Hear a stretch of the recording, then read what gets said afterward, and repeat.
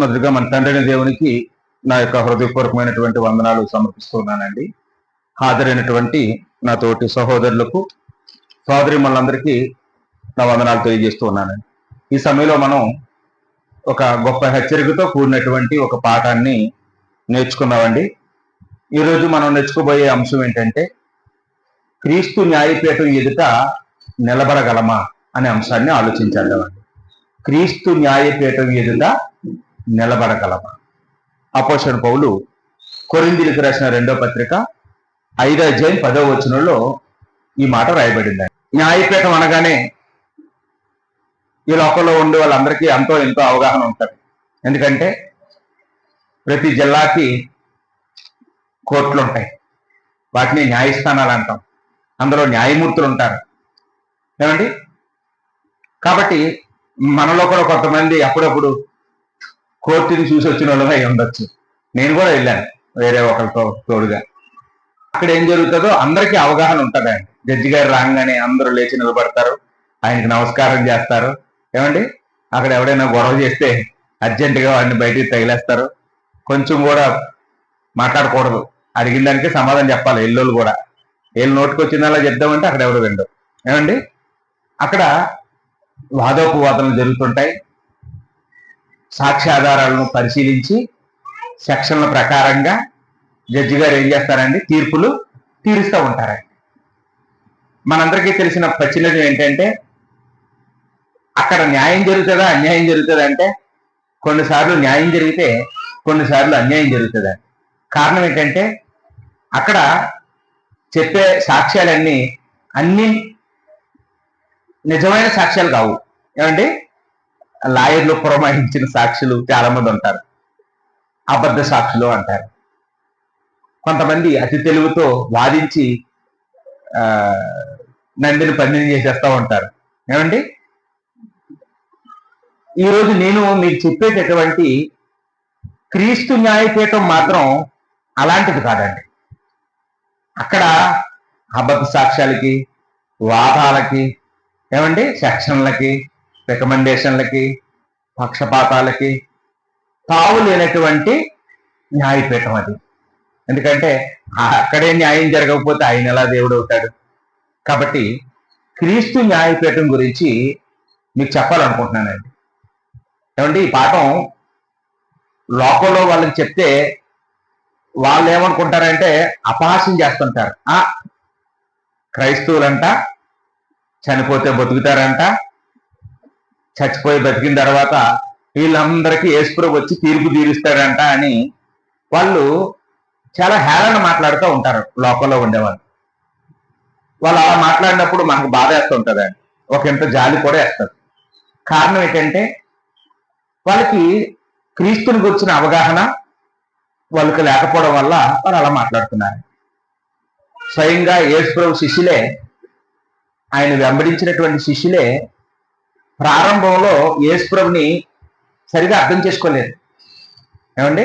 యేసుప్రభు ఒక పక్క అద్భుతాలు చేస్తున్నప్పటికీ, ఆ అద్భుతాలు కళ్ళారా చూస్తున్నప్పటికీ వాళ్ళు ఇంకా యేసుప్రభు ఎవరో అనుకుంటున్నారండి. చూడండి, మత్తయి సువార్త 8వ అధ్యాయంలో 26వ వచనం నుంచి మనం 27 వచనాలు చదివితే, అక్కడ గలిలే సముద్రం మీద తుఫాను వచ్చినప్పుడు పడవలో ఉన్న యేసుక్రీస్తు వారు గాలిని సముద్రమును గద్దించినప్పుడు అవి నిమ్మలమైనప్పుడు శిష్యుల యొక్క స్పందన ఏంటండి, ఈయన ఎవరో, ఈయన ఎట్టివాడో అని వాళ్ళు ఆశ్చర్యపోతున్నారంటండి. ఎవరో ఏంటి అంటే ఆ మాటకు అర్థం ఏంటి? ఈయనే దెయ్యమో, ఈయనే మంత్రగాడో అనుకుంటున్నారండి. ఆయన దేవుడు అనుకోలేదు, ఆయన దేవుని కుమారుడు అనుకోలేదు ఏమండి. కాబట్టి యేసుప్రభుని 3.5 సంవత్సరాలు వెంబడించినటువంటి శిష్యులకు సైతం ప్రారంభంలో యేసుప్రభుని సరిగా అర్థం చేసుకోలేని పరిస్థితి మనం చూస్తూ ఉన్నామండి. కానీ అలాగే ఉండిపోలేదు వాళ్ళు. చివరిలో యేసుప్రభుని వాళ్ళు ఎంత అర్థం చేసుకున్నారంటే, యేసుప్రభు కోసం, యేసుప్రభు సువార్త నిమిత్తం వాళ్ళు వాళ్ళ వృత్తుల్ని త్యాగం చేశారు, వాళ్ళ కుటుంబాలు వదులుకున్నారు, వాళ్ళ ఆరోగ్యాలు పట్టించుకోలేదు, వాళ్ళ ఆస్తులు పట్టించుకోలేదు, చివరికి వాళ్ళ ప్రాణాలు సైతం లెక్క చేయకుండా ప్రాణం పెట్టగలిగారు. దీన్ని బట్టి మనకి ఏమర్థమవుతుందంటే, ఈ లోకంలో వాళ్ళకి క్రీస్తుని గురించిన అవగాహన లేకపోవడం వల్ల వాళ్ళు పొరపాటుగా మాట్లాడొచ్చు, వాళ్ళు సరిగా అర్థం చేసుకోకపోవడం వల్ల, లేకపోతే వాళ్ళకి సరిగా చెప్పే వాళ్ళు లేకపోవడం వల్ల వాళ్ళు అలాగ ఉండొచ్చండి. వాళ్ళకి దేవుడు అవకాశం ఇస్తాడు. కానీ క్రైస్తవులైన మనం, క్రీస్తుని వెంబడిస్తున్న మనకు మాత్రం క్రీస్తు న్యాయపీఠం గురించి సరైన అవగాహన లేకపోతే మాత్రం చాలా ప్రమాదమేనండి. ఈరోజు కూడా చాలా మంది క్రైస్తవుల దృష్టిలో క్రీస్తు న్యాయపీఠం గురించి వాళ్ళ అభిప్రాయం ఏంటంటే ఇవేవో కథలు అనుకుంటారండి. ఏమండి, ఇవేమో కథలు కాదు, కల్పనలు అంతకంటే కాదండి. క్రైస్తవులకి పునరుత్థానం ఉన్నది. ఇది వాస్తవం అండి, 100% నిజం. ఇదేదో ఆకస్మికంగా జరిగేది కాదు. దేవుడు అన్ని కాలాల్లోనూ కూడా చనిపోయిన వారిని తిరిగి బ్రతికించిన వాడు. దేవుడికి అసాధ్యమైనది ఏదీ లేదు. పాత నిబంధనలో ఏలియా కాలంలో సారేపతి విధవరాలు కుమారుడిని బ్రతికించాడా? బ్రతికించాడు. ఎలీషా ప్రవక్త కాలంలో సునేమిరాలు కుమారుడు చనిపోతే ఎలీషా ప్రవక్త బ్రతికించాడా? బ్రతికించాడు. క్రొత్త నిబంధనలో లేకపోతే యేసుక్రీస్తు శరీరధారిగా ఉన్న కాలంలో యేసుక్రీస్తు వారు ముగ్గురిని బ్రతికించారు. ఎవరెవరమ్మా? లాజరుని బ్రతికించారు, యాయిరు కుమార్తెను బ్రతికించారు, నాయీను విధవరాలు కుమారుడిని కూడా యేసుక్రీస్తు బ్రతికించారండి. అసలు అంత ఎందుకండి? తానే చనిపోయి 3వ దినాన తిరిగి లేపబడ్డారండి. యేసుక్రీస్తు వారు చనిపోయి తిరిగి లేచిన విషయం గురించి అపోస్తలుడైన పౌలు కొరింథీయులకు మాట్లాడుతూ 1 కొరింథీ పత్రికలో 15వ అధ్యాయం 6వ వచనంలో అది పునరుత్థానం లేదని వాళ్ళు మాట్లాడుతూ ఉంటే, పునరుత్థానం ఉంది. యేసుప్రభువే దానికి రుజువు. యేసుప్రభు చనిపోయి తిరిగి లేవడం 500 మంది కంటే ఎక్కువ మంది చూశారు ఒకే సమయంలో. వాళ్ళందరూ నేటికి నిలిచున్నారు అని ఆ కొరింథీలో ఉన్న సంఘానికి గద్దించి చెప్పాడండి పౌలు. అంటే చనిపోయిన వ్యక్తి ఒక రోజున తిరిగి బ్రతకడం ఎంత వాస్తవమో, చనిపోయి తిరిగి లేచిన తర్వాత మనం క్రీస్తు న్యాయపీఠం ఎదుట నిలబడడం కూడా అంతే వాస్తవం అండి. ఏంటి, క్రీస్తు న్యాయపీఠం ఎదుట నిలబడి తీర్పు తీర్చబడతామా? దేవుడు మనల్ని తీర్పు తీరుస్తాడా? ఇది కూడా కొత్త సంగతి కాదండి. దీనికి కూడా మనం ఆశ్చర్యపోవలసిన అవసరం లేదు. దేవుడు అన్ని కాలాల్లోనూ మానవులకు తీర్పు తీరుస్తూ వచ్చాడండి. వ్యక్తిగతంగా వ్యక్తులకు తీర్పు తీర్చాడు, కొన్ని కుటుంబాలకి దేవుడు తీర్పు తీర్చాడు, అంటే శిక్ష వేశాడు. మనకు తెలిసిన ఎన్నో కుటుంబాలు ఉన్నాయి. ఆకాను కుటుంబాలకి శిక్ష. ఒక ఎవరండి, ఎలీషా శిష్యుడి పేరు ఏంటమ్మా? గెహాజీ కుటుంబానికి శిక్ష వేశాడా? వేశాడు.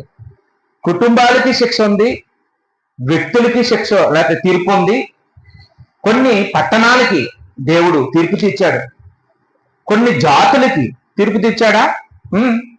కొన్ని జాతులకి, సొదొమ గుమొర్రా పట్టణానికి తీర్పు అయింది కదండి. కొన్ని జాతులకి, అమాలేకీలకి తీర్పు జరిగింది కదా, సమూలంగా నాశనం చేసేయమని సౌలు పంపించాడు. అలాగే కొన్ని దేశాలకి దేవుడు తీర్పు తీర్చాడు అని బైబిల్లో మనం చూస్తూ ఉన్నామండి. కానీ ఈ తీర్పు వాటన్నిటికంటే గొప్ప తీర్పు. దీనికి తేడా ఏంటంటే, అప్పుడు కొంతమందికి మాత్రమే తీర్పు, భూమి మీద ఉన్న అందరికీ కాదు. ఇప్పుడు మాత్రం నోవహు కాలంలో తీర్పు భూమి మీద ఉన్న అందరికీ, కొంతమందికా? అందరికీ కాదు. కారణం ఏంటంటే అందరూ నోవహు కుటుంబం మిగిలారు. కానీ ఇప్పుడు మాత్రం ఇది అంచె తీర్పు అంటారండి. అంటే చివరి తీర్పు. యేసుక్రీస్తు న్యాయపీఠం దగ్గర నిలబడ్డం అనేది ఇది చివరి తీర్పు. ఈ తీర్పులో అందరూ ఒకేసారి తీర్పు తీర్చబడతారండి. అంటే అందరూ అన్నారని మళ్ళీ మనకేమనుకుంటామంటే, లోకంలో ఉండే అన్యజనులకి, మత్సాకులకి, వీళ్ళందరికీ యేసులోకి తీర్పు తీరుస్తారు అనుకోకండి. వాళ్ళకి తీర్పు అయిపోయిందండి. వాళ్ళకి తీర్పు అయిపోయింది. ఇప్పుడు తీర్పు ఎవరికి? మనకి. పేతురు రాసిన మొదటి పత్రికలో మనం ఆ సంగతి చూస్తామండి. పేతురు రాసిన మొదటి పత్రిక మనం చూసినట్లయితే, తీర్పు దేవుని ఇంటి వద్ద ఆరంభమైతే అంటూ అక్కడ మాట్లాడతాడు కదండి. మొదటి పేతురు 4:17 తీర్పు దేవుని ఇంటి వద్ద ఆరంభమగు కాలము వచ్చి ఉన్నది, అది మన యొద్దనే ఆరంభమైతే దేవుని సువార్తకు అవిధేయులైన వారి గతి ఏమవునో, మరియు నీతిమంతుడే రక్షింపబడుట దుర్లభమైతే భక్తిహీనుడును పాపియు ఎక్కడ నిలుతురు అంటూ మాట్లాడుతున్నాడు. అంటే తీర్పు ఎవరికి? దేవుని ఇంటి వారికి. దేవుని ఇల్లు అంటే ఏది? క్రీస్తు సంఘం. అంటే సంఘానికే తీర్పు, లోకానికి కాదు. లోకంలో ఉండే వాళ్ళకి తీర్పు అయిపోయింది. వాళ్ళు ఏమవుతారు? ఆ రోజున నరకానికి వెళ్తారు. కానీ తీర్పు ఎవరికంటే క్రీస్తు సంఘానికి. క్రీస్తు సంఘం యేసుక్రీస్తు న్యాయపీఠం ఎదుట నిలబడి లెక్క అప్పజెప్పవలసి ఉన్నది అని ఈ సమయంలో మీకు జ్ఞాపకం చేస్తా ఉన్నానండి. ఏమండి, యేసుక్రీస్తు వారు తీర్పు తీర్చబోతున్నారు అనే సంగతిని దేవుని యొక్క గ్రంథంలో చాలా మంది రాశారండి. పేతురు రాసిన మొదటి పత్రికలో 1:17 పేతురు మాట్లాడుతూ ఎలా తీర్పు తీర్చుతాడంట? పక్షపాతం లేకుండా క్రియలను బట్టి ప్రతివానిని తీర్పు తీర్చును అని. ఏమంటే మనకు పక్షపాతం ఉంటారు కదండి. పాకిస్తాన్కి, ఇండియాకి ఏదైనా సమస్య వస్తే మనం ఎవరి పక్షంగా ఉంటాం? ఇండియా పక్షంగా ఉంటాం. తెలంగాణకి మనకి ఏదైనా సమస్య వస్తే మనం ఎవరి పక్షం? ఆంధ్ర పక్షంగా ఉంటాం. అంతెందుకండి, మన ఇంటి పక్కోడికి మనకి గొడవ వస్తే మనం ఎవరి పక్షం? పిచ్చోళ్ళు తప్ప. ఏమంటే కొంతమంది పిచ్చోళ్ళు ఏదైనా పక్కింటి వాళ్ళ పక్షం మాట్లాడుతుంటారు, ఇంట్లో వాళ్ళ కలిసి మాట్లాడు. అసలు మన ఇంట్లోనే మన అన్నదమ్ముల పిల్లలకి మన పిల్లలకి సమస్య వస్తే మనం ఎవరి పక్షం ఉంటామండి? మన కొడుకు పక్షంగా ఉంటాం. అంటే మనుషులు పక్షపాతాలు కలిగి ఉంటారండి. మనోడా, పయోడా, మన జాత, పై జాత, మన కులవా, పై కులవా, మనలాంటి హోదా ఉన్నోడా, లేకపోతే మనంత ధనవంతుడా, మనతో సమకాలికుడా అని ఆలోచించి తీర్పులు తీరుస్తారు మనుషులు. కానీ ఆ రోజు యేసుక్రీస్తు వారట పక్షపాతం లేకుండా తీర్పు తీరుస్తాడు. అసలు తీర్పే కాదండి, దేవుడు పక్షపాతం లేనోడు అన్నాడు ఆయన. రోమపత్రిక 2:11 దేవుడికి ఏమి లేదమ్మా? పక్షపాతం లేదు. కాబట్టి అలాంటి దేవుడి దగ్గర మనం నిలబడవలసి వస్తుంది. కాబట్టి మనం ఎంత సిద్ధంగా ఉండాలి? అసలు నిలబడగలమా? యేసుక్రీస్తు వారు తీర్పు తీర్చేటటువంటి సన్నివేశాన్ని దేవుడు 100 సంవత్సరాలకి ముందే కొంతమందికి ముందుగా దర్శనంలో చూపించాడండి. వాళ్ళు ఎంత ధన్యులోనండి. అలాంటి వాళ్ళు ఎవరైనా ఉన్నారమ్మా?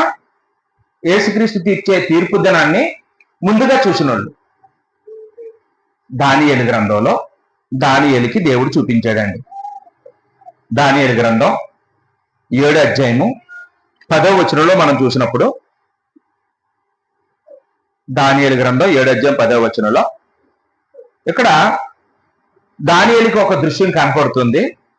దానిలో ఏం కనపడుతున్నాయంటే, అగ్ని వంటి ప్రవాహం ఆయన యొద్ద నుండి ప్రవహించుచుండెను, వేల కొలది ఆయనకు పరిచారకులుండిరి, కోట్ల కొలది మనుషులు ఆయన ఎదుట నిలిచిరి, తీర్పు తీర్చుటకై గ్రంథములు తెరవబడెను.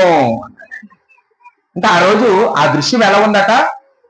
ఆయన నుండి అగ్ని ప్రవహిస్తున్నట్టు కనపడుతుంది. వేవేల కొలది దేవదూతలు ఆయనకి పరిచర్య చేస్తున్నారు, ఆయన చెప్పినవన్నీ చేస్తున్నారు. వాళ్ళు చేసే పని ఏంటి? కోట్ల కొలది మనుషులు ఆయన ఎదుట నిలిచిరి. అంటే కొన్ని కోట్ల మంది ప్రజలు ఆ తీర్పు దినాన్న యేసుక్రీస్తు ముందుని నిలబడ్డారట. తీర్పు తీర్చడానికి గ్రంథాలు తెరవబడ్డాయంట. అంటే గ్రంథం అంటే ఒకటే కాదు, గ్రంథాలు. ఏమంటే పుస్తకము అనలేదు, గ్రంథాలు. అంటే బహుశా కొన్ని పుస్తకాల సముదాయాన్ని గ్రంథం అంటాం, బైబిల్ని పుస్తకం అనం. బైబిల్ గ్రంథం అంటాం, లేదా పరిశుద్ధ గ్రంథం అంటాం. ఎందువల్లంటే ఇందులో ఇది ఒక పుస్తకం కాదు, 66 పుస్తకాల కలయిక. కాబట్టి దీన్ని ఏమంటారంటే గ్రంథం.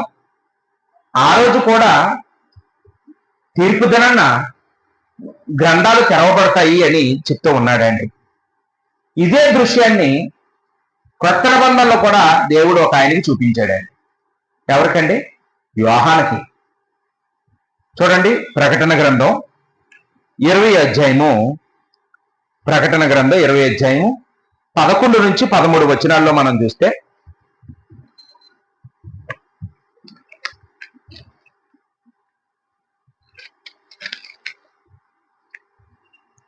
మరియు ధవళమైన మహాసింహాసనమును దాని యందు ఆసీనుడై ఉన్న ఒకరిని చూచితిని. భూమి ఆకాశములో ఆయన సముఖము నుండి పారిపోయెను, వాటికి నిలువ చోటు కనబడకపోయెను. మరియు గొప్పవారేమి కొద్దివారేమి మృతులైన వారందరూ ఆ సింహాసనము ఎదుట నిలవబడి ఉండుట చూచితిని. అప్పుడు గ్రంథమును విప్పబడెను, మరియు జీవ గ్రంథమును వేరొక గ్రంథమును విప్పబడెను. ఆ గ్రంథముల యందు రాయబడి ఉన్న వాటన్నిటిని బట్టి తమ క్రియలు చొప్పున మృతులు తీర్పు పొందిరి అన్నాడండి. ఏమండి? కాబట్టి ఇక్కడ కూడా సేమ్ దృశ్యం. ఇక్కడ కూడా గ్రంథాలు విప్పబడుతున్నాయి.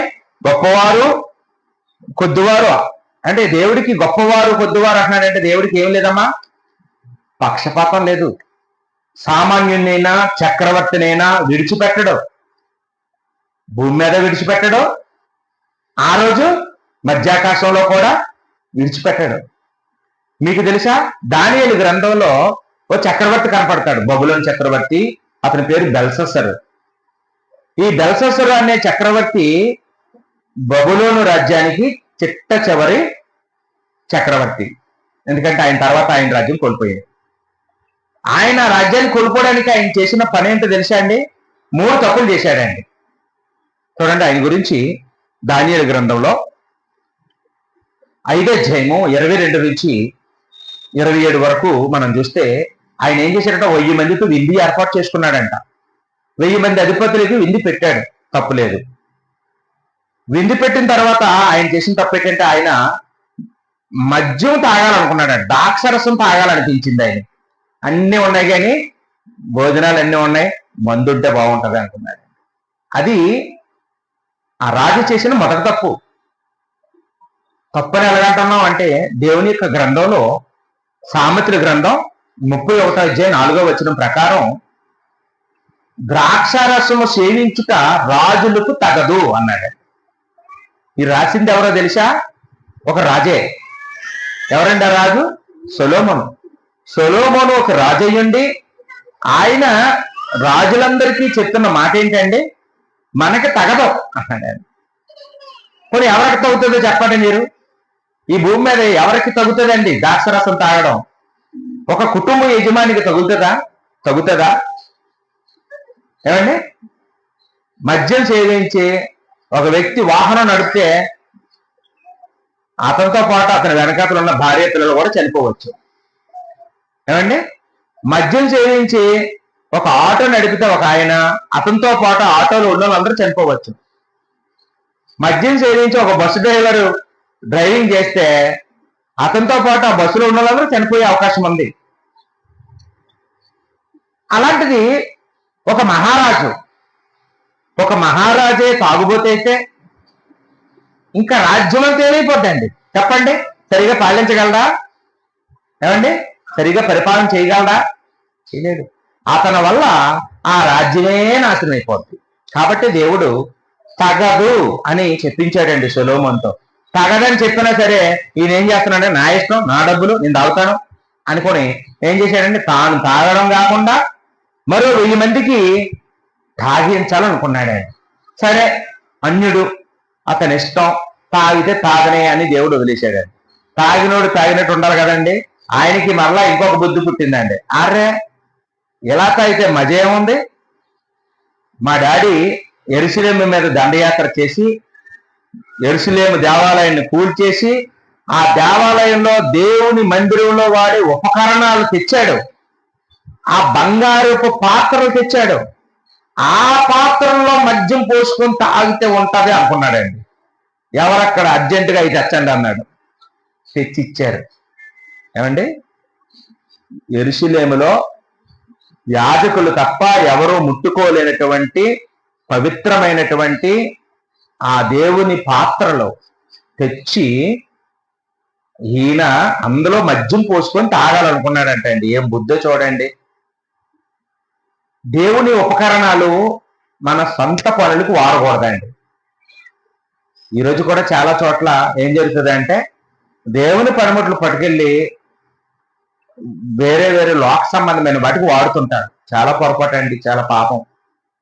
దేవుడికి ప్రత్యేకించినవి దేవుడికే వాడాలి, లోక సంబంధమైన వాటికి వాడకూడదు. ఏమండి, అలా చేస్తే ఎవరి మీదకి దేవుని ఉగ్రత వస్తుందండి, నాశనం అయిపోతాం. ఇక్కడ చూడండి, ఈయన అలాగే అయ్యాడండి. ఇక్కడతో కూడా ఆగలేదు ఆయన. ఏం చేశాడట, వారి దేవతలు స్తుతిస్తూ తాగాడంట అండి. ఏమండి, చేతిలో ఉన్నది మద్యం, దానికి తోడు దేవుని పాత్ర. మూడో తప్పు ఏంటి, దేవుని పాత్రలు పట్టుకొని దెయ్యాలు స్తుతిస్తూ పాడితే దేవుడికి ఎలా ఉంటదండి, ఎలా ఉంటదమ్మా? ఉగ్రుడైపోయాడండి. వెంటనే ఒక చెయ్యిని పంపించాడు. ఆ చెయ్యి వచ్చి గోడ మీద ఏదో రాసేసుకుని పోతుంది. దాన్ని చూడగానే అరికాలు మొదలుకొని చీలమండలం వరకు అతను గజ ఉడికిపోయాడంట రాజు. ఏంటి, మనిషి కనపడలేదు, చెయ్యి మాత్రమే కనపడుతుంది, ఏదో రాసేసింది, ఏం రాసింది అని ఆయన దడదడలాడిపోయాడు. తాగిందంతా దిగిపోయింది. జ్ఞానవంతులందరినీ పిలిచాడు. ఎవరైనా చెప్పండి ఆ రాతకు అర్థం ఏంటి, ఆ రాత ఏంటి అంటే వాళ్ళకి ఎవరికీ అర్థం అవ్వలేదు. అప్పుడు దానియేలు తీసుకొచ్చారు. దానియేలు చదివాడు. రాజా, అది మెనే టెకేల్ ఉపార్సన్ అని రాయబడింది. దీని అర్థం ఏంటంటే దేవుడు నేను త్రాసులో తొయ్యగా నువ్వు తక్కువగా కనపడ్డావు, కాబట్టి నీ రాజ్యం తీసివేయబడి వేరొకరికి ఇచ్చివేయబడుతుంది అని చెప్పాడు అంట. ఏంటి, దేవుడు ఒక చక్రవర్తిని విడిచిపెట్టాడా అండి? విడిచిపెట్టలేదు. ఒక అన్యుణ్ణైనా వదిలేశాడండి? వదలలేదు. కాబట్టి మనల్ని ఎందుకు విడిచిపెడతాడు? దేవుడికి ఏం లేదమ్మా, గొప్పవారైనను సామాన్యులైనను ఎవరినైనా సరే కానీ దేవుడు విడిచిపెట్టడు అని ఇక్కడ మనకి అర్థమవుతా ఉందండి. అంటే ఆ రోజే అంత భయంకరంగా దేవుడు తీర్పు తీరిస్తే మరి క్రీస్తు న్యాయపీఠం ఎదుట కోటాను కోట్ల మంది దేవదూతలు ఎదుట ఏమండి వేవేల కొలది మనుషులు అక్కడ నిలబడినప్పుడు వాళ్ళ పరిస్థితి ఎలా ఉంటది, లేదా మన పరిస్థితి ఆ రోజు ఎలా ఉంటది అనేది ఇప్పుడు మనం ఆలోచన చేస్తే చాలా భయంకరంగా ఉంటదండి. వాస్తవానికి దేవుడి దగ్గర ఒక గ్రంథం ఉంటదని, ఆ గ్రంథంలో దేవుడు మన గురించి రాస్తాడనే విషయాలు ఈరోజు మనకి మన పిల్లలకి ఒకవేళ సరైన అవగాహన లేకపోవచ్చు, దాని గురించి ఆలోచన లేకపోవచ్చు, కానీ భక్తులందరూ వాళ్ళ పిల్లలకి ఎక్కించారండి ఆ మాటలు. వాటిని చిన్నప్పటి నుంచి నేర్పించారండి. మనం మన పిల్లలకి ఏం నేర్పిస్తాం తెలుసా? ఒరే, నీ పేరు ఎక్కడండి, గిన్నీస్ బుక్ లో ఎక్కలరా అంటుంటారు. ఏమండి, నీ పేరు పత్రికల్లో రావాలరా అంటుంటారు. మనం మన పిల్లలకి ఇవి ఎక్కిస్తున్నాం. ఏంటి, స్టేట్ పోస్ట్ వచ్చారనుకో, పేపర్లు వేస్తారు కదా, పళ్ళతో లారీలు లాగేస్తున్నాడు అనుకోండి, గిన్నిస్ బుక్ లో వేస్తారు కదా. మీసాలతో కొంతమంది కార్లు లాక్కొచ్చేస్తుంటారు. ఎవరూ చేయలేని సాహసాలు చేసి గిన్నిస్ బుక్ ఆఫ్ రికార్డ్ లో ఎక్కుతూ ఉంటారు. అలాంటి వాళ్ళని మనం ఎంతో మందిని చూస్తున్నాం. వాటి కోసం తప్పిస్తారు, వాటి కోసమే బ్రతుకుతారు, వాటి కోసం చాలా మంది ప్రాణాలు సైతం త్యజిస్తుంటారు. కారణం ఏంటంటే వాళ్ళ తల్లిదండ్రులు కృషి చేయడం, లేకపోతే వాళ్ళకి ఆ విషయంలో తర్ఫీదులు ఇవ్వడం వల్ల వాళ్ళు ఆ రంగంలో దూసుకుపోతూ ఉంటారు.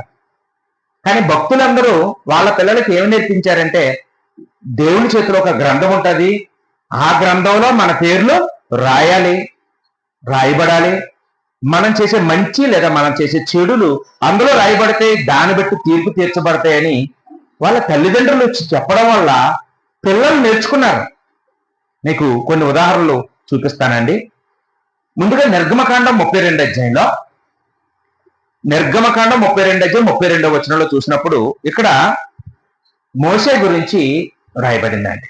నిర్గమకాండం 32 అధ్యాయం అనగానే దూడ బొమ్మను చేశారు ఇశ్రాయేలీయులు. అది సందర్భం. అప్పుడు దేవుడి కోపం వచ్చింది. మొత్తం ఈ తరాలంతటిని చంపేస్తాను, కొత్త తరాన్ని పుట్టిస్తాను మోసే, నువ్వు పక్కకి వెళ్ళు అంటున్నాడు. మోసే ఏమంటున్నాడండి, అయ్యయ్యా అలా వద్దండి, అలాగైతే చాలా బాధ అయిపోతుంది నాకు, దయచేసి ఎవరైతే తప్పు చేశారో వాళ్ళని శిక్షించండి, అందరినీ నాశనం చేయకండి. లేదు నేను నాశనం చేసేస్తాను అంటున్నాడు దేవుడు. అలా చేస్తే జీవగ్రంథంలో నా పేరు తీసేయండి. ఏమండి మోసే ఏమంటున్నాడమ్మా, దేవుడికి ఏం చెప్తున్నాడు, బతిమలాడుకుంటున్నాను, ఉంచితే మంచోళ్ళందరూ ఉంచండి, తీసేస్తే ఆ మంచోళ్ళతో పాటు నా పేరు కూడా తీసేయండి అన్నాడమ్మా. మోసేకి దేవుడి దగ్గర గ్రంథం ఉందని, ఆ గ్రంథంలో పేర్లు రాయబడతాయని, అప్పుడప్పుడు తీసివేయబడతాయని తెలుసా? తెలుసు. ఎవరు చెప్పుంటారు మోసేకి? వాళ్ళ మమ్మీ చెప్పుంటది. ఏమండి పాలు పెట్టేది కదా ఆమె అన్ని చెప్పింది, ఆమె చెప్పుంటదా అండి. అంటే ఎంత అవగాహన మోసేకి ఉందో చూడండి. ఇక రెండోదిగా మనం చూసినప్పుడు యోబు గురించి ఆలోచన చేస్తామండి. యోబు పితరుల యుగానికి చెందినవాడు. మనకులాగా ఆయన చేతిలో బైబిల్ లేదు. ఏమండి ఆ కాలంలో ఇలాంటి బోధకులు లేరు. అప్పుడు ఇంటి పెద్దతో దేవుడు మాట్లాడేవాడు, ఇంటి పెద్దలే తన పిల్లలకు చెప్పేవాడు. ఇంతకీ యోబుకి దేవుని గ్రంథం మీద ఉన్న అవగాహన ఏంటో చూద్దాం. యోబు గ్రంథం 19 అధ్యాయంలో, యోబు గ్రంథం 19 అధ్యాయం 23వ వచనంలో ఇక్కడ చదవండమ్మా.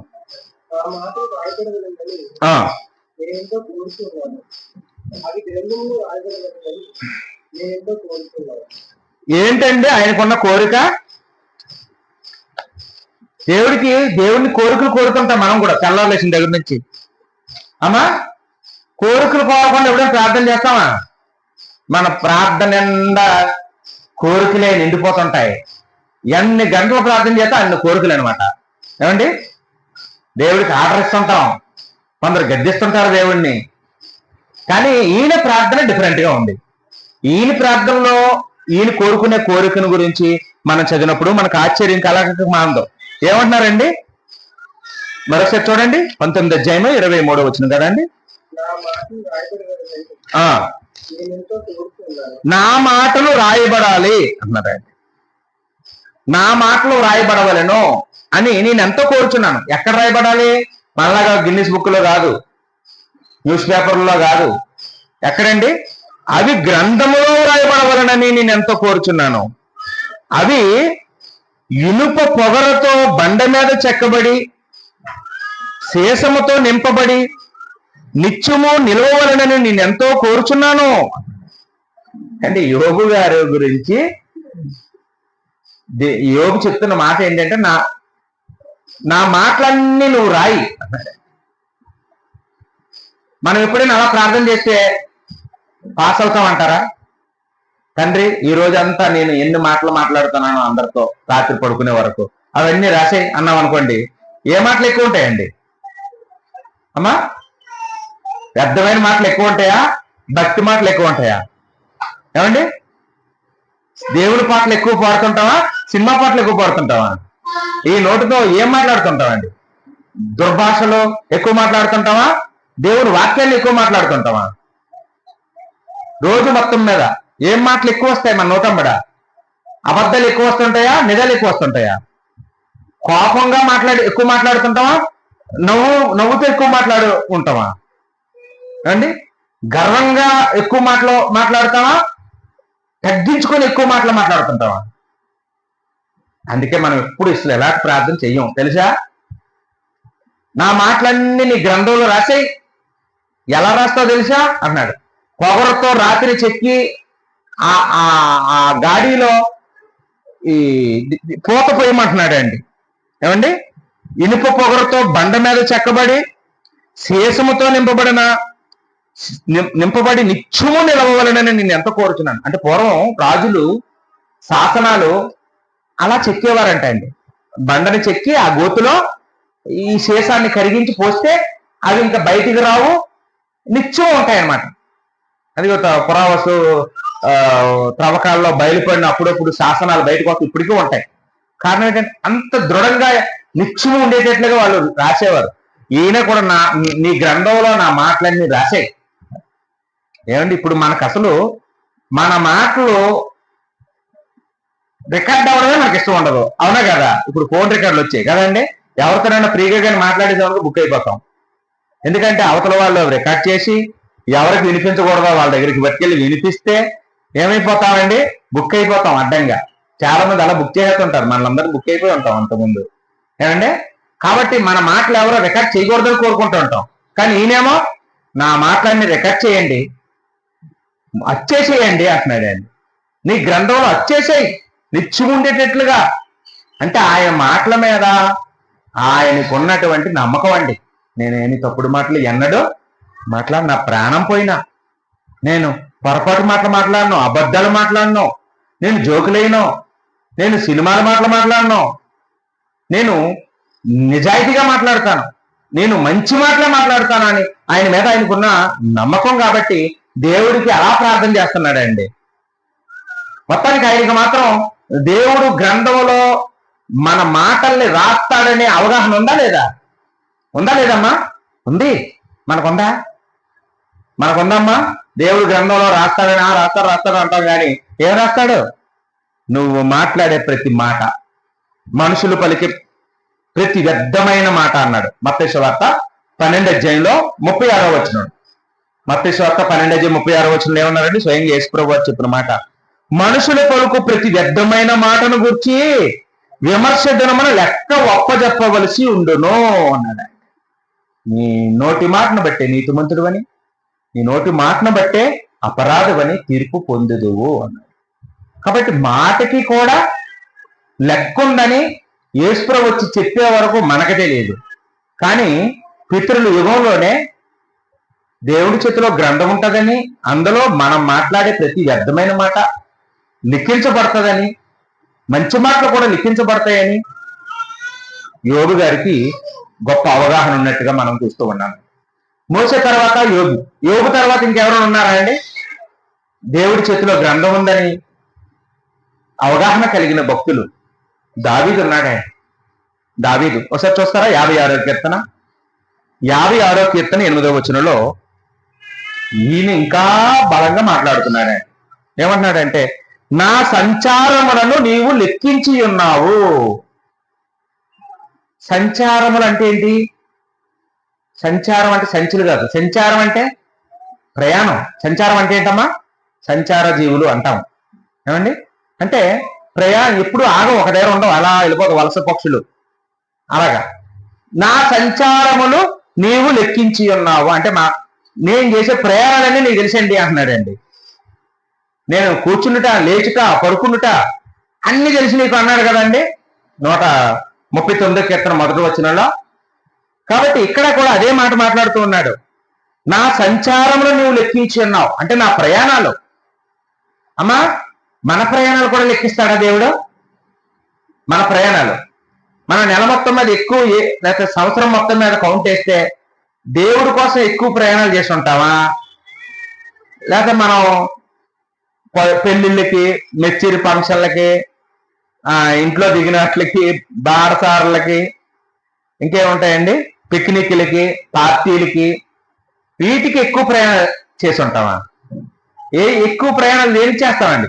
సెలవు పెట్టుకుని మరి ఏ ప్రయాణాలు చేస్తాం? సువార్త ప్రయాణాలా, ఫంక్షన్లా? అమ్మా, లెక్క ఉంటుందా? ప్రయాణాలకి లెక్క ఉంటుందా? ఏంటారు అలా చూస్తున్నా కోపంగాని? నా సంచారములన్నీ నువ్వు లెక్క పెట్టావు అన్నాడంటే మనం చేసే ప్రయాణాలు, మన జీవనోపాధి కోసం పనిచేయడానికి ప్రయాణాలు చేస్తాం. ఆ ప్రయాణాలు ఎక్కువ ఉంటాయా?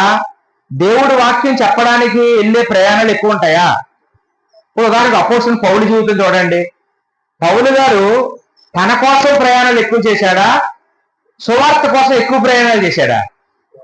సువార్త ప్రయాణాలు. ఎన్ని ప్రయాణాలు అండి అవి? 3. ఎన్నమ్మా?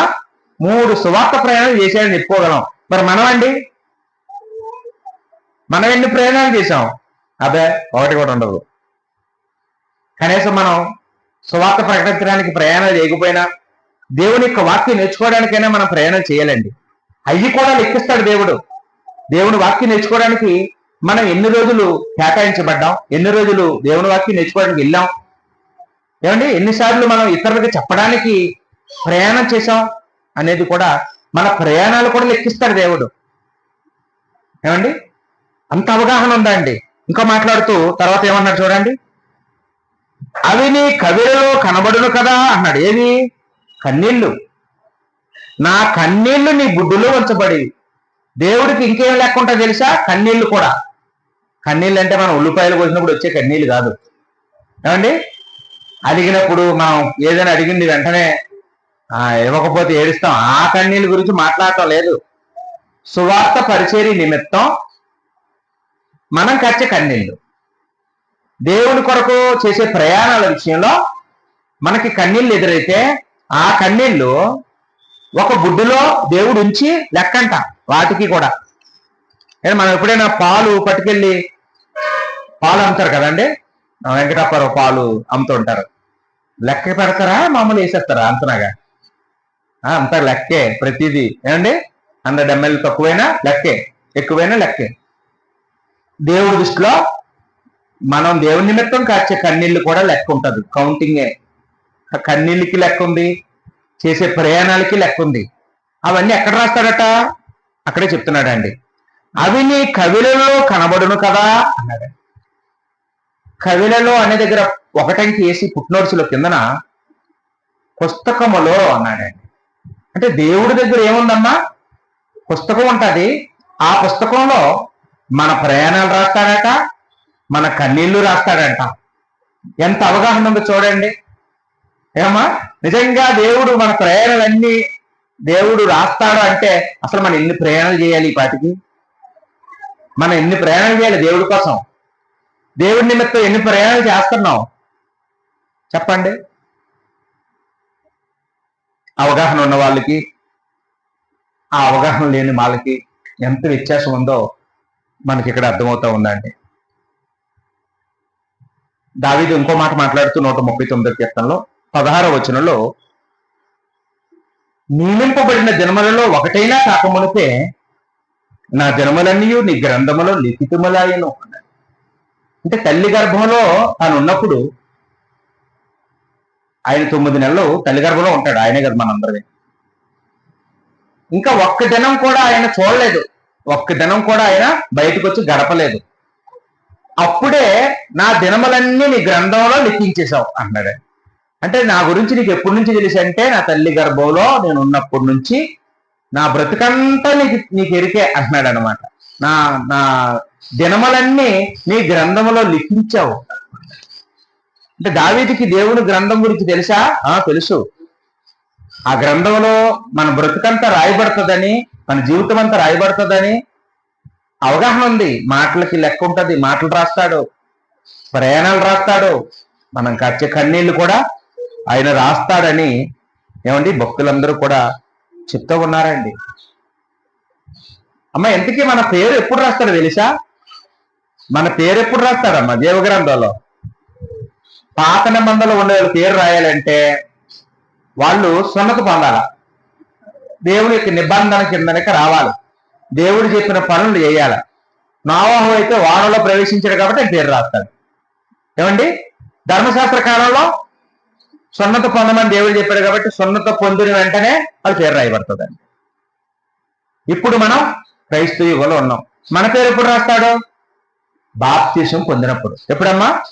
మనం బాప్తిసం పొందుకున్న వెంటనే మన పేరు ఏమవుతుంది? జీవగ్రంథంలో రాయబడుతుందండి. అంతకుముందు ఉండదు. సో మన స్కూల్లో జాయిన్ అయినప్పుడే కదా మన పేరు రికార్డులో ఉంటుంది. స్కూల్కి వెళ్ళడం మానేసాం అనుకోండి, ఏం చేస్తారు తెలుసా? రికార్డులోంచి పేరు తీసేస్తారు, అవునా కాదా? అలాగే దేవుని గ్రంథంలో కూడా మనం ఆరాధనకు రావడం మానేసాం అనుకోండి, మన పేరు కూడా ఏమవుతుందమ్మా? తీసివేయబడుతుంది. దేవుడి దగ్గర ఈ ప్రాసెస్ ఉంటుంది, రాయబడుతుంటది, తీసివేయబడుతుంది. ఒకసారి తీసేసినోడు మళ్ళీ మళ్ళీ రాయబడదు. కాబట్టి చాలా భద్రంగా మన పేరుని కాపాడుకోవాలండి. దేవ గ్రంథంలో ఉన్న మన పేరుని కాపాడుకోవాలి. చూడండి ఇంకా ఎవరెవరు వేటేటికి లెక్క ఉందని చెప్తున్నారో యోబు గ్రంథంలో 31వ అధ్యాయం అండి. యోబు గ్రంథం 31వ అధ్యాయం 37వ వచనంలో, యోబు గ్రంథం 31వ అధ్యాయం 37వ వచనంలో, ఇక్కడ యోబు మాట్లాడుతూ నా అడుగుల లెక్క ఆయనకు తెలియను. నా అడుగుల లెక్క, అడుగుల లెక్క అంటే నేను ఎన్ని అడుగులు ఉన్నానో, నేను 6 అడుగుల 5 అడుగుల 3 అడుగుల, అది కాదు. నా అడుగుల లెక్క అంటే నేను వేసే అడుగులు. ఏమండి, మనం నడిచే నడక, మనం మంచి మార్గంలో అడుగులేస్తున్నామా, చెడు మార్గంలో అడుగులేస్తున్నామా అనేది నా అడుగుల లెక్క ఆయనకి తెలియను. అంటే ఎంత అవగాహన ఉందో చూడండి. ఏమండి, ఆయన తప్పటడుగులు వేస్తే అవి కూడా తెలిసిపోతాయి. మంచి మార్గంలో నడిస్తే అది కూడా దేవుడికి తెలిసిపోతుంది. దేవుడికి తెలియందంటూ ఏది ఉండదు. దేవుడు లెక్క అడుగుతాడు అని మంచి అవగాహన అండి. ఈరోజు యవ్వన కాలంలో ఉన్న పిల్లలకి ఈ అవగాహన ఉందా? నా అడుగుల లెక్క ఆయనకి తెలుసు. నేను ఎలా అడుగులేస్తే, ఎలా అడుగులేస్తున్నానో ఆయనకి తెలిసిపోద్ది వెంటనే.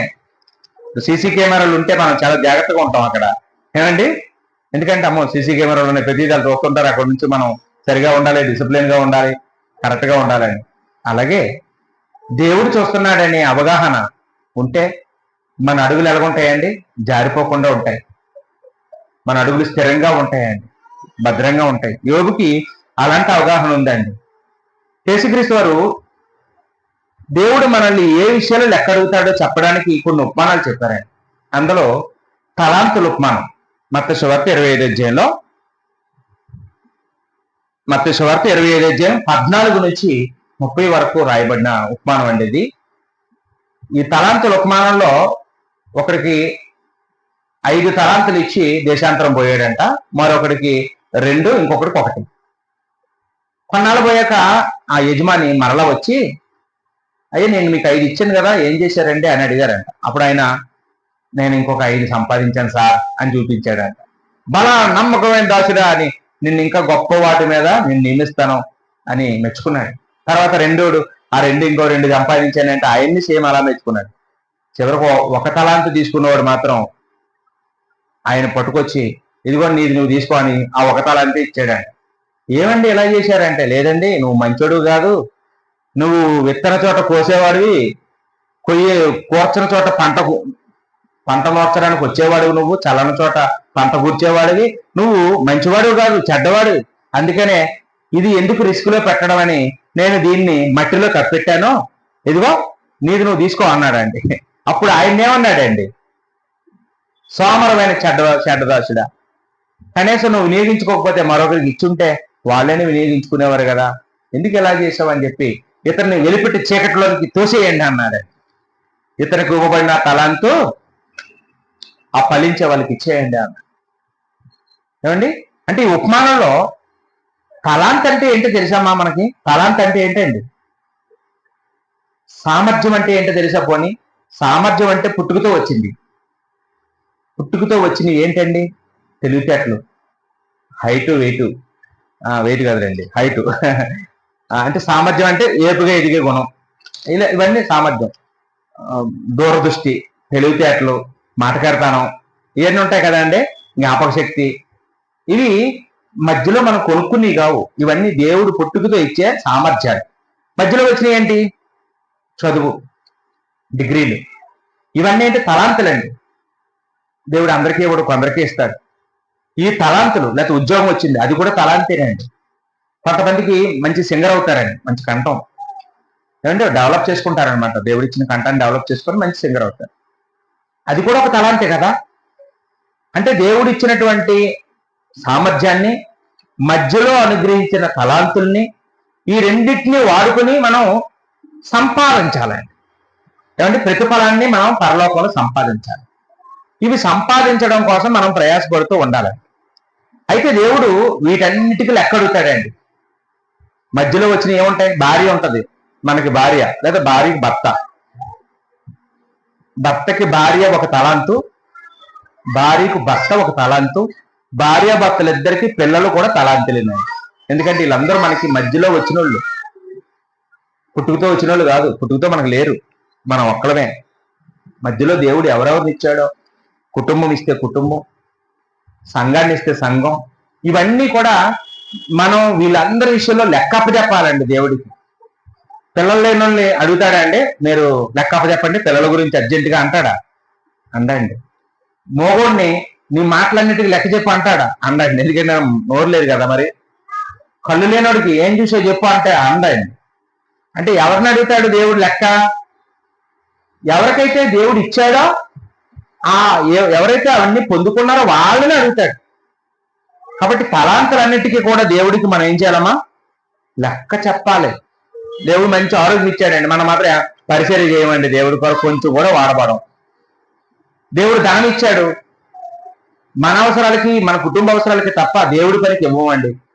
ఇప్పుడు దేవుడు లెక్క అడుగుతాడు? అడగడండి. ఖచ్చితంగా అడుగుతాడు, ఏం చేశావు అంటే. ఆ బుక్ అంతా ఖాళీగా ఉంటది ఏమండి, లోక సంబంధమైన బుక్ నిండిపోతుంటాడు.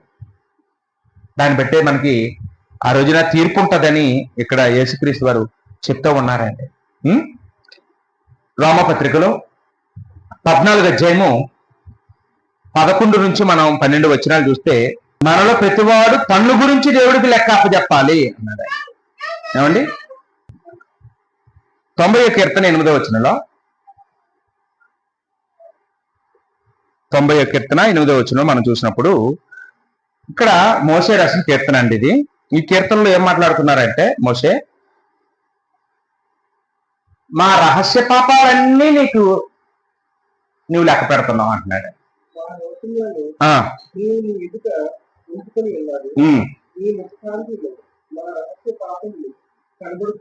చూసారండి, చాలండి. కాబట్టి ఈ భూమి మీద మనం చేసే దోషాలు ఆయనకి తెలుసు, రహస్య పాపాలు ఆయన తెలుసు. అంటే రహస్య పాపాలంటే ఇంకెవ్వరు చూడలేదు నాకే తెలుసు అనుకునే పాపాలు. కానీ ఇంకా ఉదాహరణ చెప్పాలంటే, కొన్ని సందర్భాల్లో పైకి మనం చాలా నవ్వుతూ వాళ్ళ పొగుడుతూ ఉండి మనసులో తిట్టుకుంటున్నాం అనుకోండి, ఆ గురించి ఆ వ్యక్తి ఏమో తెలుసుకోడు. అతను ఏమనుకున్నాడంటే నా గురించి మంచి అభిప్రాయం కలిగి ఉన్నారు అనుకుని ఆయన ఆనందంగా పోతుంటాడు. కానీ మనం మాత్రం వాళ్ళ లోపల తిట్టుకుంటూ ఉంటాం. దాన్ని ఏమంటారంటే అది రహస్య పాపమే. అది కూడా రహస్య పాపమే. పైకి ఒకలాగా లోపల ఒకలాగా ఉండడం అనేది అది రహస్యమే. వాళ్ళకి తెలియదు, వాళ్ళు మోసపోతుంటారు. కానీ దేవుడి దగ్గర అది పాపంగా పరిగణించబడుతుంది. ఏమండి, రహస్య పాపాలంటే మనం జాగ్రత్తం చేయడం, వ్యభిచరించడం, మోహపు చూపు చూడడం, ఏమండి చెడ్డ ఆలోచనలు కలిగి ఉండడం, ఇవన్నీ కూడా రహస్య పాపాలే. అవన్నీ కూడా తీర్పుదనన్న దేవుడు మనల్ని లెక్క అడుగుతాడు అని ఇక్కడ మనం అర్థం చేసుకుంటూ ఉన్నామండి. హెబ్రీ పత్రికలో 4వ అధ్యాయం 13వ వచనంలో, ఆయన కంటికి కనబడిన స్పృష్టం ఏది లేదు, సమస్తము ఆయనకి తేటగా కనపడుతుంది అని చెప్తూ ఉన్నాడు. ఆయన మనుషులకి మనం కొన్ని దాయగలం, ఏమండి కొన్ని రహస్యంగా మనం ఉంచగలం. కానీ దేవుడు కంటికి, దేవుడు దృష్టికి కనపడలేనిది ఏది ఉండదండి. మనం ఎక్కడ దాక్కున్నా ఆయనకి కనపడతాయని ఇక్కడ చెప్తూ ఉన్నాడు. ఇంకా మనం ప్రతి సంవత్సరం జనవరిలో చదువుకునే ఒక వచనం ఉంటుంది. ఏంటండి, ఎఫెసీ పత్రిక 5వ అధ్యాయంలో 15వ వచనం, దినములు చెడ్డవి గనుక సమయము పోనీక సద్వినియోగం చేసుకొనొచ్చు, అజ్ఞానుల వలె కాక జ్ఞానుల వలె నడుచుకోండి అన్నాడు కదండి. అంటే ఏ విషయంలో కూడా దేవుడు అడుగుతున్నాడు లెక్క? సమయాన్ని, ఆయుష్కాలాన్ని. అంటే దేవుడు మనకి కొంత ఆయుష్కాలం ఇస్తున్నాడండి. దేవుడిచ్చిన ఈ ఆయుష్కాలాన్ని మనం ఎలా వినియోగించాం, ఎంత టైంని దేనికి కేటాయించాం. మనం 365 రోజులు ఒక సంవత్సరం అనుకుందాం. 365 రోజుల్లో ఎన్ని గంటలు దేవుడి కొరకు పనిచేసాం, ఎన్ని గంటలు ఆ లోక సంబంధంగా పనిచేసాం అనే దాని గురించి కూడా దేవుడు లెక్క అడుగుతాడు, అడగడండి, ఖచ్చితంగా అడుగుతాడు. కాబట్టి ఈ సమయం విషయంలో కూడా మనము దేవుడికి లెక్క అప్పగించాలి అని మనం ఇక్కడ అర్థం చేసుకుంటూ ఉన్నామండి. తీర్పుదిన ఎలా ఉంటుందో, ఆ రోజు ఎంత కఠినంగా, ఎంత మొహమాటం లేకుండా యేసుక్రీస్తు తీర్పు తీరుస్తాడో, ఆయన శరీరధారిగా ఉండగానే ఆయన ఒక ఉపమానం చెప్తారండి. అది మత్తయి సువార్త 25వ అధ్యాయంలో ఉంటుంది.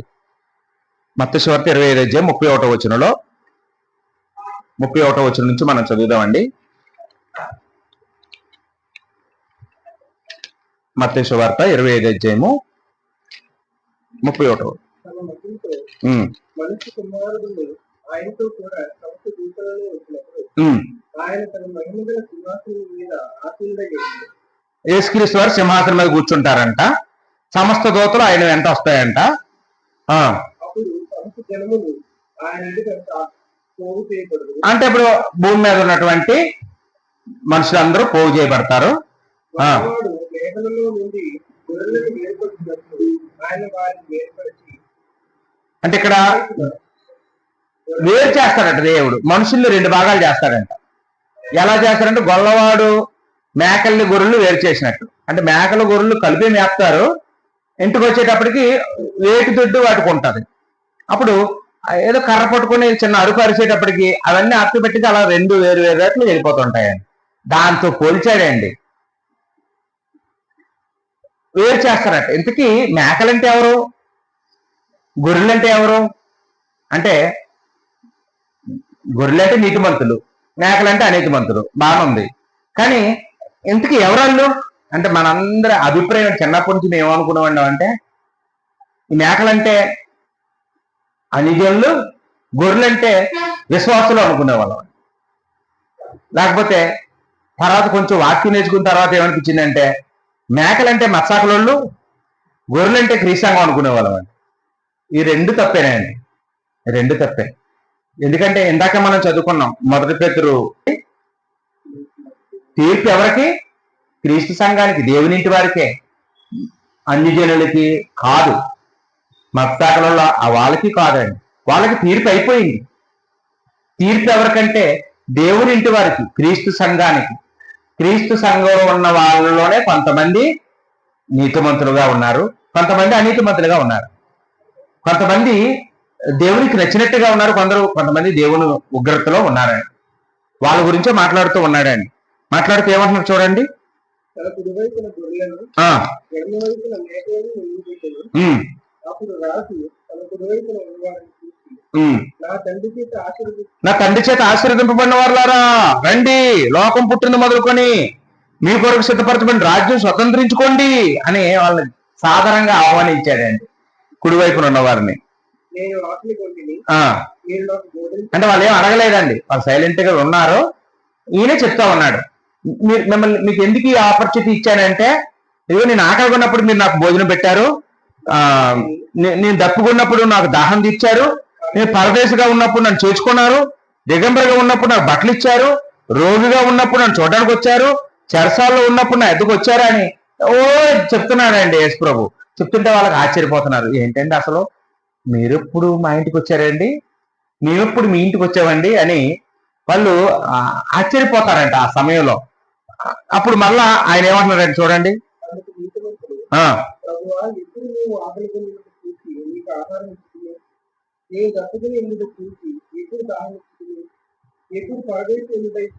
అంటే ఇది ఎంత అమాయకులో చూడండి.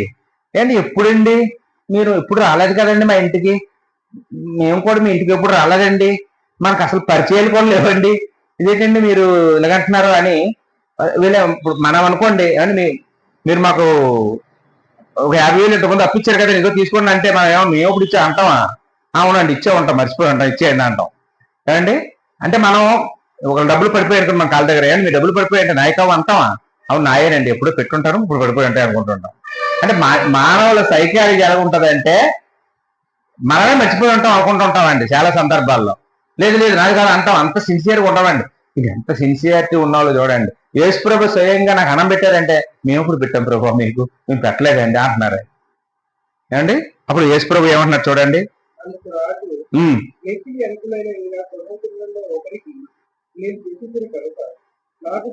నా సహోదరులు చేశారు నాకు చేసినట్టే అన్నాడండి. ఇంతకీ యేసు ప్రభు సహోదరులు ఎవరండి? అమ్మ యేసు ప్రభు సహోదరులు ఎవరా అంటే ఆయన యాకోబు, యోధ వాళ్ళు కాదండి. ఎవరమ్మా యేసు ప్రభు సహోదరులు ఎవరండి?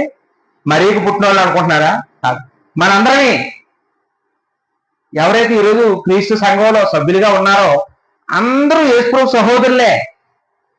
ఆయన మనల్ని సహోదరులని పిలవడానికి సిగ్గుపడలేదు. హెబ్రీ పత్రిక 2వ అధ్యాయంలో ఆ మాట ఉందండి. యేసు ప్రభు మనల్ని ఎలాగా అంగీకరిస్తున్నాడండి? సహోదరులుగా అంగీకరిస్తున్నాడు. కాబట్టి మనమే ఆయన సహోదరులం. సంఘంలో ఉన్న ఒక కుటుంబం మరో కుటుంబాన్ని, వాళ్ళ క్యాస్ట్ ఏదైనా, వాళ్ళు ధనవంతులైన పేదవాళ్ళైనా, వాళ్ళు ఎక్కువ వాళ్ళైనా తక్కువ వాళ్ళైనా, వాళ్ళు ఏ జాతి వారైనా, వాళ్ళు ఏ భాష మాట్లాడేవారైనా, వారు ఎవరండి? ఈ సంఘం కాబట్టి మన సహోదరులు అంతే. సహోదరులే. మనం మన సంఘంలో ఉన్న సహోదరుడికి ఎక్కువ ప్రాధాన్యత ఇస్తామా, మన కులవాడికి ఎక్కువ ప్రాధాన్యత ఇస్తామా అండి? అండి, మన కుటుంబానికి ఎక్కువ ప్రాధాన్యత ఇస్తామా, సంఘంలో ఉన్న సహోదరుడికి ఎక్కువ ప్రాధాన్యత ఇస్తామా అంటే ఇవ్వలేదండి. మనం ఇవ్వటం లేదు, ఇవ్వం కూడానండి. చచ్చిపోతాం కానీ ఇవ్వం. ఎందుకంటే మనం యేసు ప్రభు న్యాయపీఠం ఎదుట నిలబడే వాళ్ళం కాదు కాబట్టి మనకు అక్కర్లేదండి. యేసుక్రీస్తు న్యాయపీఠం మనకు అక్కర్లేదు. ఆ రోజు అక్కడికి నిలబడే అవకాశం మనం ఇవ్వమండి. ఎందుకంటే మేము ముందే వెళ్ళిపోతాం అలా అన్నిలాగా. ఎందుకంటే దేవుని యొక్క వాక్యం మనకు అర్థం కావట్లేదే. సహోదరులు ప్రేమిస్తే యేసుక్రీస్తు న్యాయపీఠం ఎదుట నిలబడతాం. ఏమండి, సహోదరులకు అన్నం పెడితే యేసుక్రీస్తు న్యాయపీఠం దగ్గర నిలబడతాం. సహోదరులకు బట్టలు ఇస్తే యేసు ప్రభు న్యాయపీఠం ఎదుట నిలబడతాం.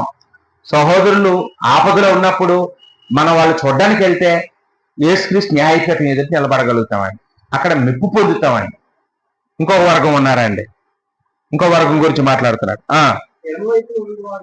ఎడమ వైపు ఉన్నవారిని చూసి చూడండి. వీళ్ళు నిజంగా ఆశ్చర్య వేస్తుందండి ఇక్కడ నాకు.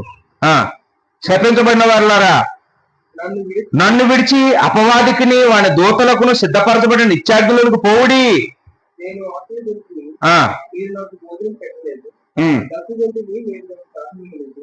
అంత రివర్స్ అన్నమాట.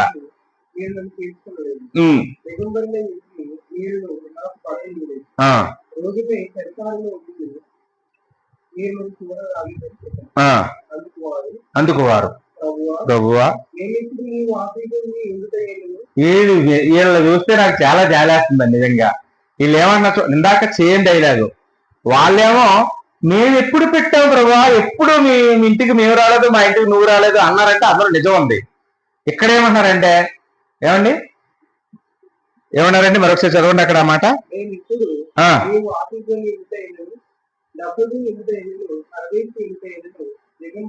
అసలు మాకెప్పుడు చెప్పారండి మీకు ఆకలేస్తుందని, మాకెప్పుడు చెప్పారండి మీకు బట్టలు లేవని అంటున్నారండి వీళ్ళు. ఏమండి, యేసు ప్రభు వచ్చి వీళ్ళ దగ్గరికి వచ్చి అంటే నాకు బట్టలు లేవమ్మా, నాకు భోజనం లేదమ్మా, నేను చెరసాల్లో ఉన్నానమ్మా, నాకు రండి అని ఇలా చెప్తే అప్పుడు వెళ్తారంటే వీళ్ళు. అంటే ముందు చెప్పినప్పుడు ఈ సహోదరులు చేస్తే నాకు చేసినట్టే అని యేసు ప్రభు చెప్పినప్పుడు వీళ్ళకి మళ్ళీ సపరేట్గా చెప్పాలి. అంటే కొంతమంది మైండ్ సెట్ ఎలా ఉంటుంది అంటేనండి, ఎప్పటికీ గ్రహించరండి వాక్యం. చచ్చిపోయి క్రీస్తు న్యాయపీఠం దగ్గరికి వెళ్ళిన తర్వాత కూడా ఇంకా యేసు ప్రభు అర్థం కావట్లేదండి వీళ్ళకి. రెండు రకాలు ఉంటారు మనుషులు. దేవుని యొక్క వాక్యాన్ని గ్రహించే వాళ్ళు, గ్రహించలేని వాళ్ళు. ఇక్కడ గ్రహించరు, ఇంకెక్కడా గ్రహించరండి. అంతే. చూడండి, క్లాస్ రూమ్ లో టీచర్ వాక్యం చెప్తే ఒకడేమో మంచి ర్యాంక్ తెచ్చుకుంటాడండి, మంచి జాబ్ కొడతాడు. ఇంకొకడేమో అసలు ర్యాంక్ మాట దేవుడెరుగు, పాస్ కూడా అవరు. ఒకే పాఠం టీచర్ ఇద్దరికి చెప్తున్నాడు. ఒకడేమో దూసుకుపోతున్నాడు, ఇంకోడేమో ఫెయిల్ అయిపోతున్నాడండి. కారణం ఎవరిలో ఉందండి లోపం? ఏమండి, వినేవాళ్ళలోనా టీచర్లోనా? టీచర్లో అయితే అందులో ఎవరికి ర్యాంక్ రాకూడదు. ఏమండి, కొంతమందికి వస్తుంది ర్యాంకు, కొంతమంది బాగుపడుతున్నారు, కొందరేమో వినియోగించుకోవట్లేదు. కాబట్టి ఎప్పుడైనా సరే మనలో నుండి లోపం ఉంటుంది. యేసుక్రీస్తు చెప్పినప్పుడు, పైన చెప్పినప్పుడు వాళ్ళకి అర్థమైనప్పుడు వీళ్ళకి కూడా అర్థం అవ్వాలి ఆ మాటలు. కానీ వీళ్ళు మాత్రం ఇన్నోసెంట్ లాగా మా ఇంటికి ఒకటి వచ్చారండి, మాకెప్పుడు చెప్పారండి మీకు ఆకలేస్తుందని అని వాళ్ళు అడుగుతూ ఉన్నారండి. అప్పుడు యేసుక్రీస్తు వారు మాట్లాడితే ఏమన్నారు చూడండి.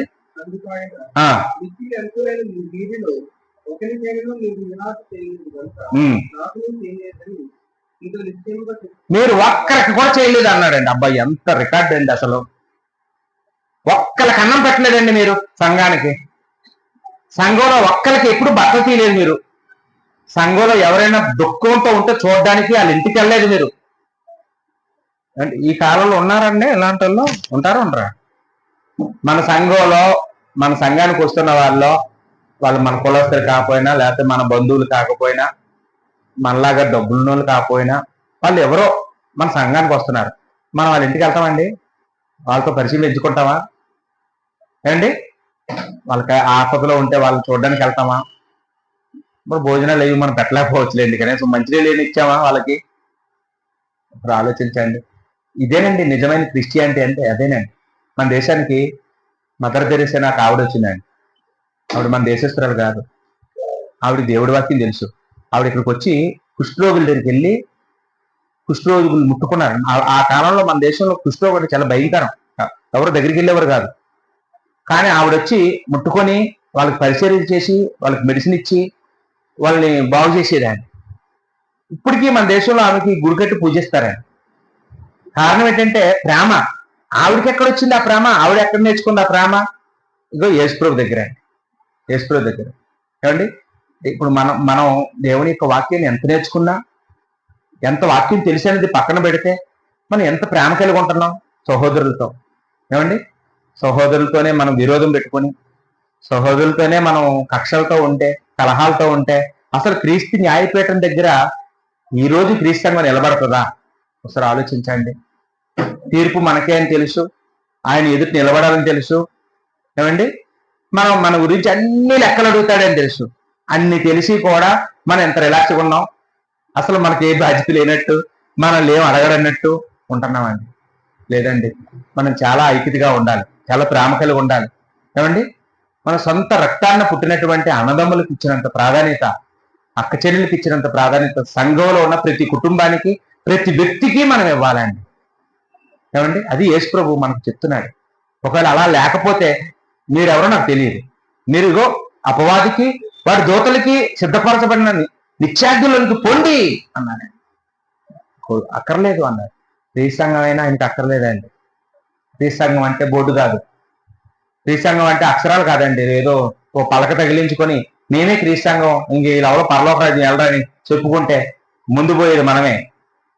ఏమండి, కాబట్టి ఆ గుంపులో ఉండకుండా మనందరినీ కూడా క్రీస్తు న్యాయపీఠం ఎదుట నిలబడేవారిగా ఉండడానికి ప్రయత్నించాటమండి. దేవుడికి సమయాన్ని ఇద్దాం. ఏమండి, 60 సంవత్సరాలు, 70 సంవత్సరాలు, 80 సంవత్సరాలు సుఖంగా బతికేసి డబ్బులు కూడబెట్టుకొని ఏమండి మనం ఏం మోసుకెళ్తాం చెప్పండి?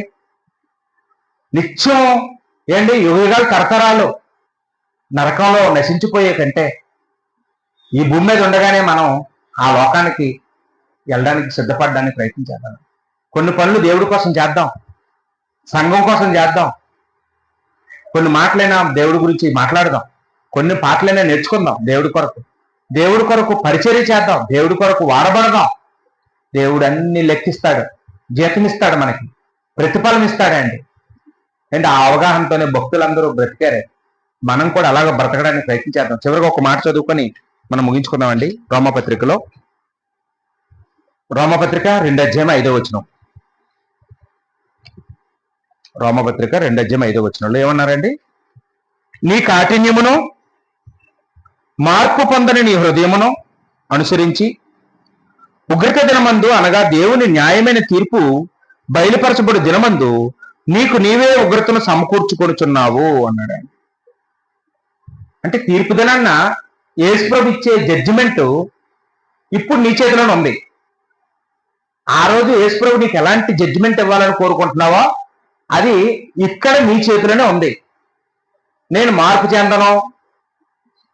ఏమన్నాడండి? నీ కాఠిన్యం అంటే కఠిన హృదయం, మార్పు చెందన హృదయం అన్నాడండి. నీ మార్పు చెందిన హృదయాన్ని అనుసరిస్తావా, ఆ రోజు ఉగ్రత దినానికి పోతావని అన్నాడు. ఒకవేళ మార్పు చెందితే తెలియక, నాకు తెలియదండి, వాక్యం తెలియదు, నాకు వాక్యం నేర్పలేదు, ఇలాగ ఎవరు చెప్పలేదు, కాబట్టి నేను ఇంతకాలం నాకు ఒక తీర్పు దినాన్ని యేసుక్రీస్తు సింహాసనం ఎదుట నిలబడాలని, ఆయన అన్నిటికీ లెక్క అడుగుతాడు, నాకు తెలియదు, కాబట్టి నేను రిలాక్స్గా ఉన్నాను. ఈ రోజు నేను తెలుసుకున్నాను, నేను మారుతాను. ఈ రోజు నుంచి ఆ తీర్పు దినం గురించి సిద్ధపడతాను. నేను భయభక్తులు కలిగి బ్రతుకుతాను, దేవుడు చెప్పినట్టుగా జీవిస్తాను, దేవుడికి సమయాన్ని కేటాయిస్తాను, దేవుడు చెప్పినట్టుగా ప్రేమిస్తాను అని ఒకవేళ మనం మారితే ఏమవుతుందండి? తీర్పు దినాన్ని మనం బలా నమ్మకమైన మంచిదాసుడా అని, రా నా తండ్రి రాజ్యంలో స్వతంత్రించుకో అని సాధారణంగా మనం ఆహ్వానించబడతామని.